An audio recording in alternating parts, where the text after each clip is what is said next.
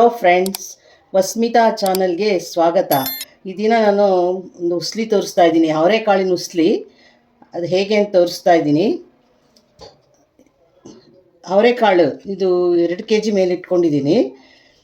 ಬೆಳ್ಳುಳ್ಳಿ, ಕರಿಬೇವು, ಹಸಿಮೆಣಸಿನ್ಕಾಯಿ 14ರಿಂದ 15, ಖಾರ ಬೇಕಾದರೆ ಹಾಕ್ಕೋಬೋದು. ಶುಂಠಿ ತುರಿದಿಟ್ಕೊಂಡಿದ್ದೀನಿ. ಈಗ ಒಗ್ಗರಣೆಗೆ ಇಟ್ಟಿದ್ದೀನಿ. ಎಣ್ಣೆ ಕಾದಿದೆ. ಸಾಸಿವೆ ಹಾಕ್ಕೋಬೇಕು,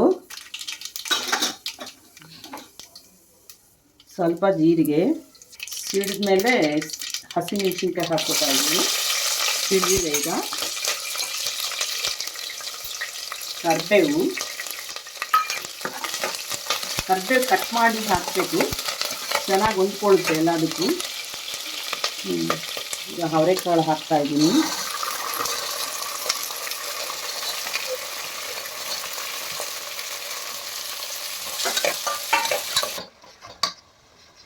ಈಗ ಶುಂಠಿ ಹಾಕೋತಾ ಇದ್ದೀನಿ.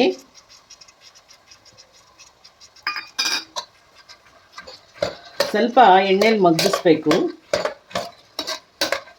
ಅವರೆಕಾಳು ಸಾರು ನೋಡಿರ್ತೀರಾ, ಮಿಕ್ಸ್ ಜೊತೆ ಪಲ್ಯ ಮಾಡ್ತೀರಾ. ಆದರೆ ಈ ಥರ ಬರೀ ಅವರೆಕಾಳೇ ಸಪ್ರೇಟ್ ಹಾಕಿ ಮಾಡೋದು ಗೊತ್ತಿರಲ್ಲ. ಇದು ರೊಟ್ಟಿಗೆ ತುಂಬ ಒಳ್ಳೆ ಕಾಂಬಿನೇಷನ್ನು. ಅಕ್ಕಿ ರೊಟ್ಟಿ ಉಸ್ಲಿ ತುಂಬ ಚೆನ್ನಾಗಿರುತ್ತೆ. ಸ್ವಲ್ಪ ಸಕ್ಕರೆ ಹಾಕ್ಕೋಬೇಕು, ಯಾಕೆಂದರೆ ಕಾಳು ಗ್ರೀನಾಗೇ ಇರುತ್ತೆ, ಗ್ರೀನಿಶ್ ಹೋಗಲ್ಲ. ಸಕ್ಕರೆ ಸ್ವಲ್ಪ ಹಾಕೊಳ್ಳೋದು.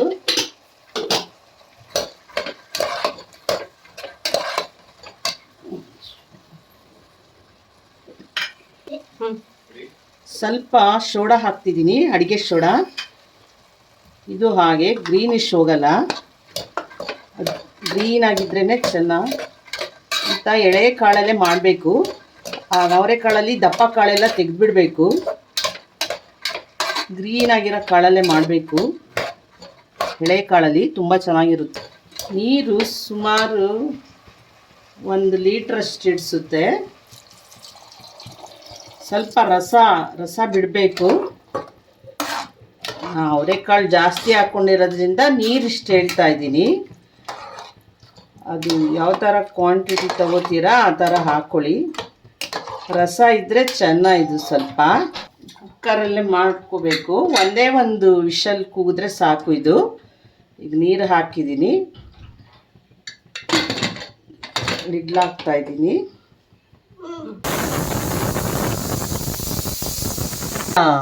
ಬೆಳ್ಳುಳ್ಳಿನ ಅದಕ್ಕೆ ಹಾಕಬಾರ್ದು, ಸಪ್ರೇಟ್ ಬೇಯಿಸ್ಕೊಂಡು ಹಾಕ್ತಾಯಿದ್ದೀನಿ ನಾನು. ಕುಕ್ಕರ್ಗೆ ಹಾಕಿಬಿಟ್ರೆ ಬೆಂದುಬಿಡುತ್ತೆ ತುಂಬ. ಬೇರೆ ಬೇಯಿಸ್ಕೊಂಡು ಮೇಲೆ ಹಾಕಬೇಕು. ಕುಕ್ಕರ್ ಕೂಲಾದ್ಮೇಲೆ ಇದು ಕಾಯಿ ತುರಿ, ಕೊತ್ತಂಬರಿ, ಉಪ್ಪು ಎಲ್ಲ ಅವಾಗ ಹಾಕಬೇಕು. ನೋಡಿ ಈಗ ಆಗಿದೆ.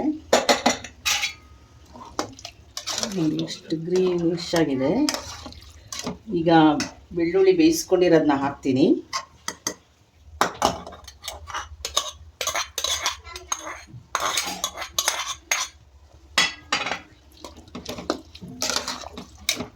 ಇಷ್ಟು ಕಾಯಿ ತುರಿ ಹಾಕಬೇಕು ಇದಕ್ಕೆ.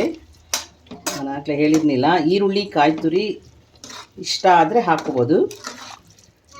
ಅದು ಈರುಳ್ಳಿ ಸಿಹಿ ಬಂದ್ಬಿಡುತ್ತೆ ಸ್ವಲ್ಪ, ಅದಕ್ಕಾಗಿ ನಾನು ಹಾಕಿಲ್ಲ.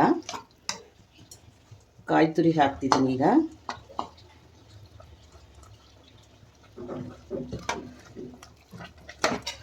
ಉಪ್ಪು ಈಗ ಹಾಕಬೇಕು. ಉಪ್ಪು ಹಾಕ್ತಾಯಿದ್ದೀನಿ, ರುಚಿಗೆ ತಕ್ಕಷ್ಟು ಉಪ್ಪು ಹಾಕ್ತಾಯಿದ್ದೀನಿ.